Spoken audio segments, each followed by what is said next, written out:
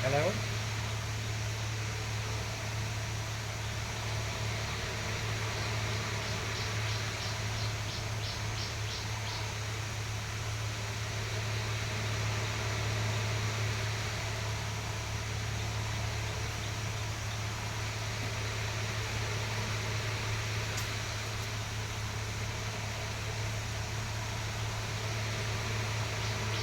એમણે અત્યારે 2x1 કરીએ છે ને 15 દિવસ ગયા એમાં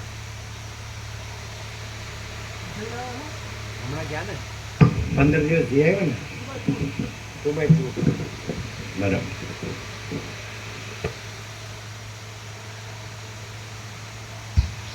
2x1 ની વ્યાજબી સેવા કહેવાની ભાવિકોને, અને તમને નુકસાન ન થાય ને ભાવિકોને પોસાય. કેમ?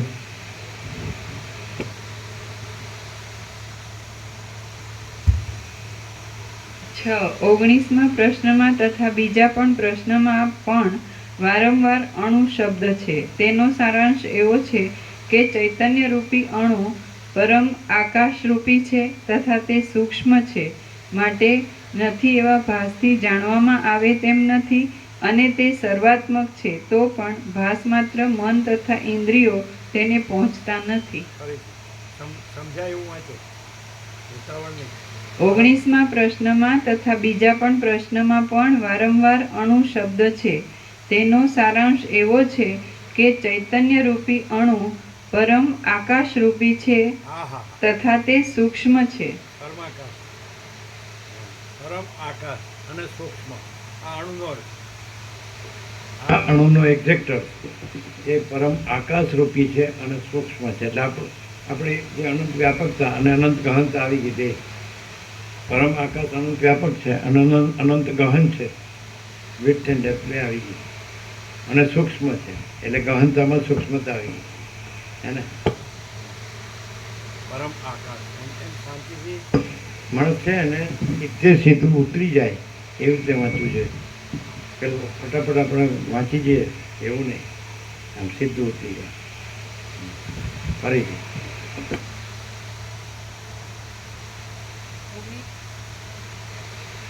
19માં પ્રશ્નમાં તથા બીજા પણ પ્રશ્નમાં પણ વારંવાર અણુ શબ્દ છે. તેનો સારાંશ એવો છે કે ચૈતન્ય રૂપી અણુ પરમ આકાશરૂપી છે તથા તે સૂક્ષ્મ છે, માટે નથી એવા ભાસથી જાણવામાં આવે તેમ નથી, અને તે સર્વાત્મક નથી એવા ભાસથી જાણવામાં આવે એમ નથી.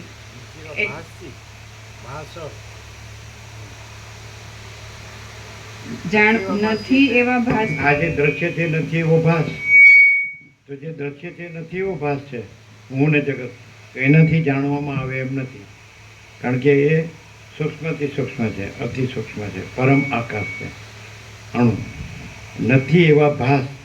એટલે જે આભાસ માત્ર જીવ જગત દ્રષ્ટા દ્રશ્ય એનાથી જાણવામાં આવે એમ નથી. બરાબર. અને તે સર્વાત્મક છે, તો પણ ભાસ માત્ર મન તથા ઇન્દ્રિયો તેને પહોંચતા નથી.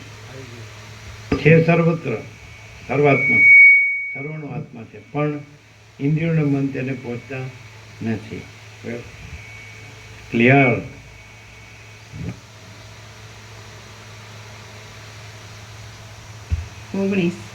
7. 20માં પ્રશ્નમાં છે અને નથી એવો કયો અણુ છે એમ કહેલું છે, તેમાં નથી એમ બોલવું તે અયોગ્ય છે, કારણ કે ચૈતન્ય રૂપી અણુ સર્વાત્મક છે, માટે તેને શૂન્યપણું ઘટતું નથી. કારણ કે છે અને નથી એવી રીતે બોલનાર તથા માનનાર જે પુરુષ છે તે આત્મા રૂપ જ છે. વળી કોઈ પણ યુક્તિ તો એ કહેનાર પોતે તો આત્મારૂપ છે, એટલે પોતે જે રૂપ છે, એટલે નથી નો કહેવાય. સમજે? પણ છે અને નથી બે વાત છે ને, એટલે ઇન્દ્રિયોને મનથી જણાતો નથી, એટલે ઇન્દ્રિયોને મન માટે નથી, પણ પોતે આત્મા જ છે. જે એમ કહે છે કે નથી એમ કહેતો હોય તો પોતે જ આત્મા છે, એટલે એ જ એનાથી જે સિદ્ધ થાય કે છે પોતે જે આત્મા છે એ જ પરમાકાશ છે, એ સર્વાત્મા છે, એટલે પોતે જે આત્મા છે એ પરમાકાશ જ છે. એટલે નથી કે તો એ પોતાનું નથી પણ તો નથી, પોતે તો છે, તો એ જ પરમાકાશ છે, એટલે નથી નો કહેવાય, છે. પણ મન ને ઇન્દ્રિયોથી અનુભવાતા નથી, પોતાના આત્મારૂપે અનુભવાય. એટલે અમારે એ આવ્યું હતું કે ફરીથી નવું જે આત્મકથા છે ને એમાં જે અતિન્દ્રિય ચૈતન્ય અતિન્દ્રિય અનુભૂતિ, એમાં પરમ ચિદાકાશ કેવળ સ્વરૂપ અતિન્દ્રિય અનુભૂતિ, અતિન્દ્રિય ચૈતન્યની અતિન્દ્રિય અનુભૂતિ. એમાં એવું હતું કે આત્મ ચૈતન્ય અને પરમ ચૈતન્ય એક જ એમ.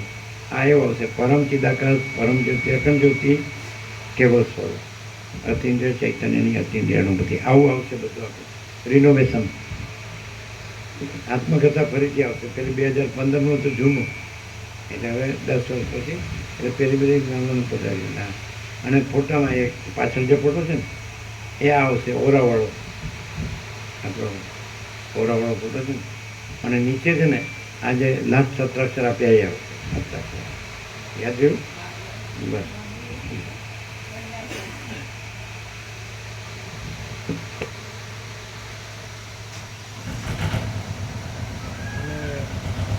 અને યોગા સીટનો 39મો રાઉન્ડ આવશે.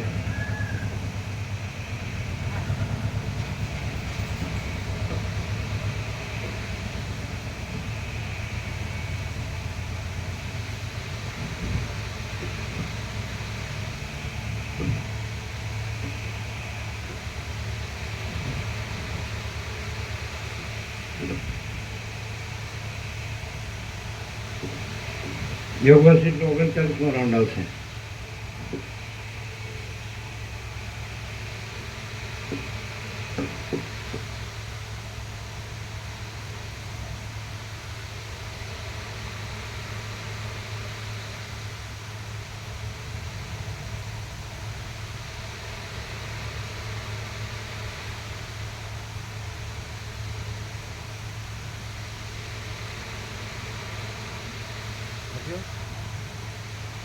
ફોટો ને લખ્યું તો એ કલર વાળું પણ થશે. કલર વાળું થશે. પેલું આપણું બ્લેક એન્ડ વ્હાઈટ. પેલી જે છે એ બ્લેક એન્ડ વ્હાઈટ ખાલી છે, આમાં કલર વાળું આવશે. ફોટો આવે ને આ ઓરા વાળો, એટલે હા આખું બ્લ્યુમાં થશે. પેલા જેવું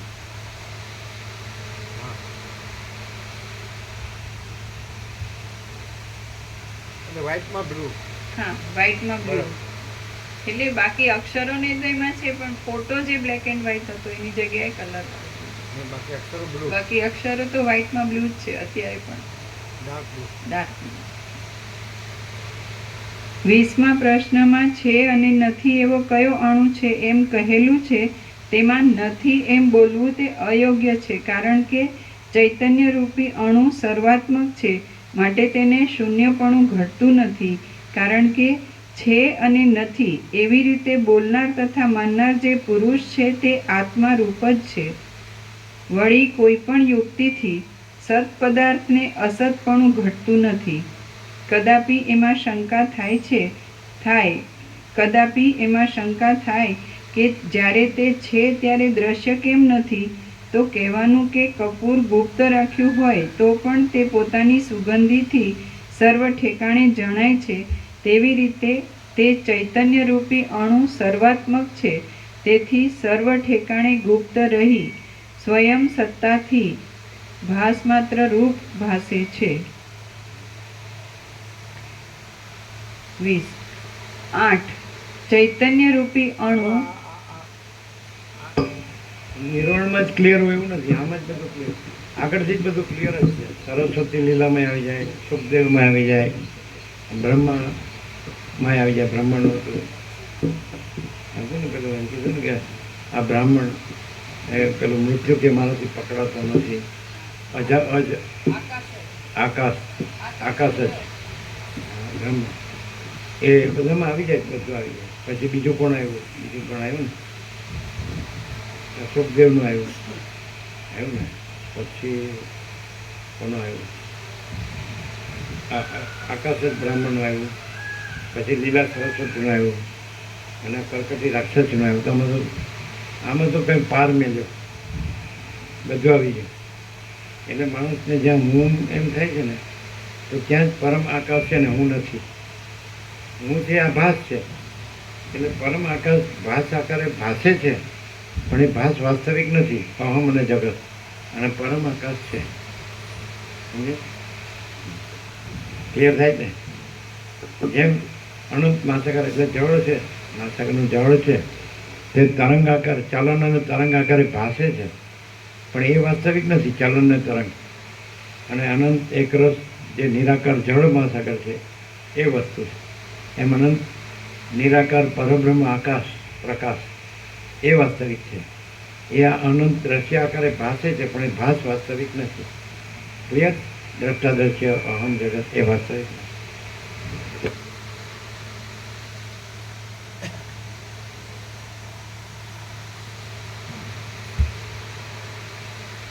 ચૈતન્ય રૂપી 8 ચૈતન્ય રૂપી અણુ મન ઇન્દ્રિયોની વૃત્તિ વડે અનેક પ્રકારે ભાસે છે, તેથી તે સર્વરૂપ છે અને ભાસ માત્ર મન ઇન્દ્રિયો વગેરેથી તેનું રૂપ જણાતું નથી, માટે તે કાંઈ નથી. અને તે જ ચૈતન્ય રૂપી અણુ આ બીજો પ્રશ્ન છે ને? 8 ચૈતન્ય રૂપી અણુ મન ઇન્દ્રિયોની વૃત્તિ વડે અનેક પ્રકારે ભાસે છે, તેથી તે સર્વરૂપ છે અને ભાસ માત્ર મન ઇન્દ્રિયો વગેરેથી તેનું રૂપ જણાતું નથી, માટે તે કાંઈ નથી. અને તે જ ચૈતન્ય રૂપી અણુ એક તથા અનેક છે. એટલે વસ્તુત એક છે, અનેક ભાસ માત્ર છે, તો એ વાસ્તવિક નથી. એ સત્ય નથી. આ ભાસ છે દ્રશ્ય ભાસ અનેક, પણ એ સત્ય નથી. એ સ્વપ્નવધન મૃગ તૃષ્ણના જળવત છે, મિથ્યાને નાશવંત છે, અસત અસાત દુઃખ છે, લીલા એ સરસ્વતી લીલાને કીધું એ. અને એ ચૈતન્ય રૂપી અણુ છે એટલે પરમ આકાશ છે, એ પરમ સત્ય છે, પરમ ચિદાકાશ, પરમ જ્યોતિ, અખંડ જ્યોતિ. બરાબર?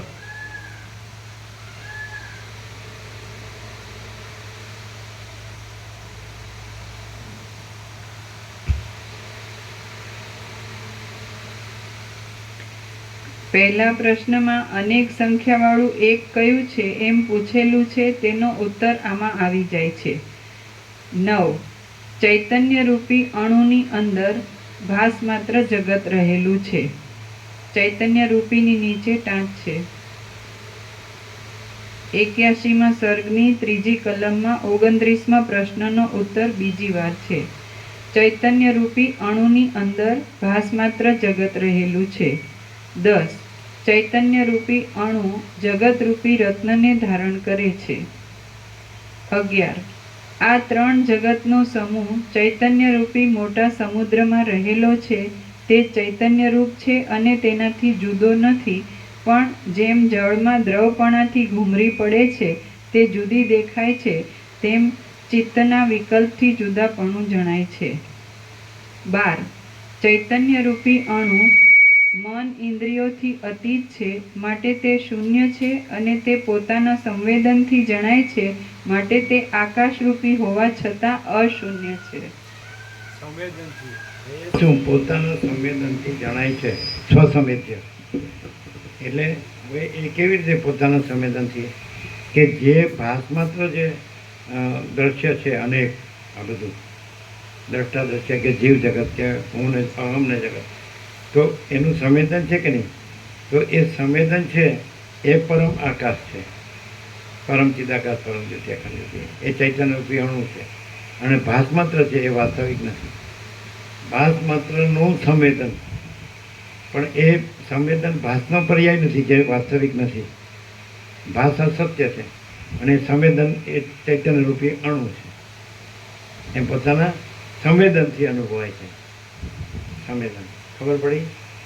સંવેદન, પ્રતીતિ, જ્ઞાન, બોધ, અનુભૂતિ, તો એ ચૈતન્ય અણુ છે. હવે ધારો કે સૂર્યપ્રકાશ છે તો ત્રૈલોક્ય ભાસે છે, તો પ્રકાશથી ત્રૈલોક્ય જણાય છે, તો પ્રકાશ પોતાથી જણાય છે. એટલે જણાવવું એ પ્રકાશનું છે, જ્ઞાન. એ આ ત્રૈલોક્યનું નથી, એ આભાસ માત્ર છે, એ વાસ્તવિક નથી. ત્રૈલોક્ય જણાવવું એ પ્રકાશનો પર્યાય છે, ત્રૈલોક્યનો પર્યાય નથી, જે જળ છે ને અનાત્મા છે, અનાસત છે.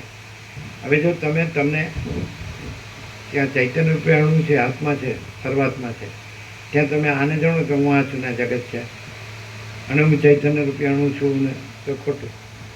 જે અનાત્મા છો તમે, હું આ છું અને આ જગત છે, અનાત્મા છે, જળ છે, એ ચૈતન્ય રૂપી અણુ નથી.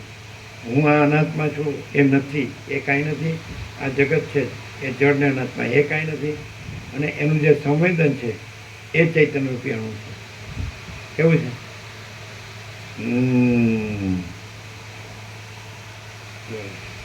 એટલે જે માણસ છે અહમ ન છોડે એને માટે આ તત્વ જ નથી. એ તો વસ્તુ એટલે કીધું. પછી શરીરથી રહે તો કાંઈ મળે નહીં, પણ એમ જાણે કે જ્ઞાન છે કે નહીં. તો એ જ્ઞાન આવે, આ બધું જ્ઞાન છે કે નહીં, આકાશ છે, પૃથ્વી, બધું અણુ અણુનું જ્ઞાન છે કે નહીં, જળ ચેતન સ્થાવર જંગમ ચરાચર અણુ અણુ અખિલ સચરાચર. તો એ જ્ઞાન છે એ ચૈતન્ય અણુ છે.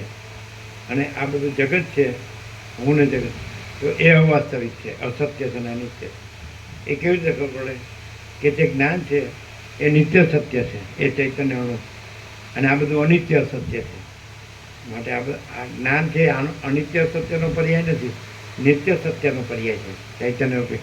એટલે જો માણસ છે એ ક્લિયર થાય કે જ્ઞાન છે અને નિત્ય સત્ય છે અને ચૈતન્ય અણુ છે, એટલે પરમ આકાશ છે, પરમ ચિદાકાશ, પરમ અખંડ જ્યોતિ છે. અને આ બધું આભાસ માત્ર એ ભાષે છે, પણ આ આભાસ એમાં કાંઈ નથી. તો જો એ આભાસને ન જોડે, આમ હું ને જગતને પોતા સાથે દ્રષ્ટા દ્રશ્યને સમજાય, જ્ઞાતા જ્ઞેયને કે ધ્યાતા ધ્યેયને કે સાક્ષી સાક્ષ્યને ન જોડે, તો પોતે જે ચૈતન્ય અણુ જ્ઞાન છે, કેવળ જ્ઞાન છે, એ ચૈતન્ય અણુ છે. અને એ પરમ ચિદાકાશ, પરમ જ્યોતિ, અખંડ જ્યોતિ. યા જે